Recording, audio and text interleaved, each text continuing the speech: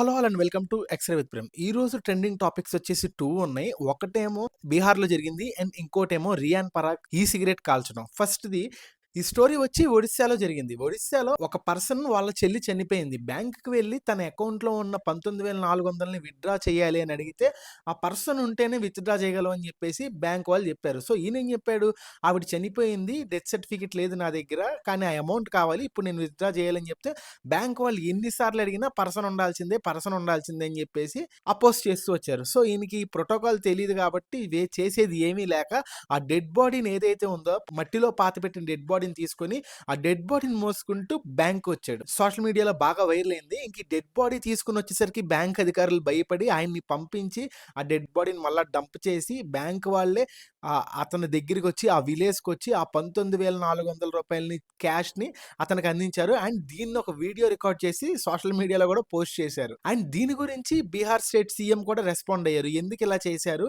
ఎవరు చేశారు? దీనికి తగ్గ రీజన్స్ ఏంటో ఎక్స్‌ప్లనేషన్ ఇవ్వండి అని చెప్పారు.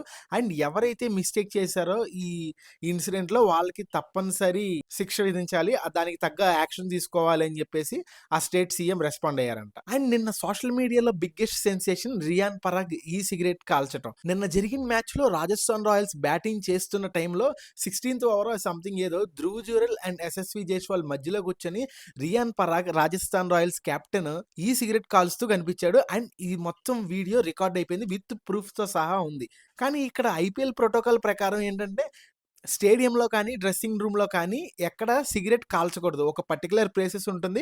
ఆ ప్లేసెస్‌లో మాత్రమే సిగరెట్ కాల్చాలి. ఇక్కడ ప్రాబ్లమ్ సిగరెట్‌తో కాదు. రియాన్ పరాగ్ ఏం చేశాడు? ఈ సిగరెట్ కాల్చాడు. 2019లో ఇండియా ఈ సిగరెట్ బ్యాన్ చేసింది. పీఏఏసీ యాక్ట్ 2019 ప్రకారం ఇండియాలో ఈ సిగరెట్ అనేది కనిపించకూడదు. ఈ సిగరెట్ యూజ్ చేసిన వాళ్ళకి చట్టరీత్యా శిక్షలుంటాయి. అండ్ దానికి తగ్గ జరిమానా ఉంటుందని చెప్పారు. మరి ఇక్కడ ఈ సిగరెట్ కాలుస్తూ రియాన్ పరాగ్ పూర్తిగా లైవ్‌లో రికార్డ్ అయిపోయింది.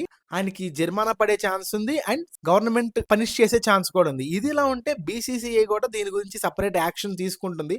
అండ్ బీసీసీఐ కూడా ఇన్వెస్టిగేషన్ చేసి రియాన్ పరాగ్ చేసిన తప్పుకి తగిన యాక్షన్ తీసుకోవాలని చెప్పేసి బీసీసీఐ ప్లాన్ చేస్తుంది. ఈ 2 టాపిక్స్ మోస్ట్ ట్రెండింగ్‌గా కనిపించాయి. That's it for the video. Thank you for watching. Take care and by by.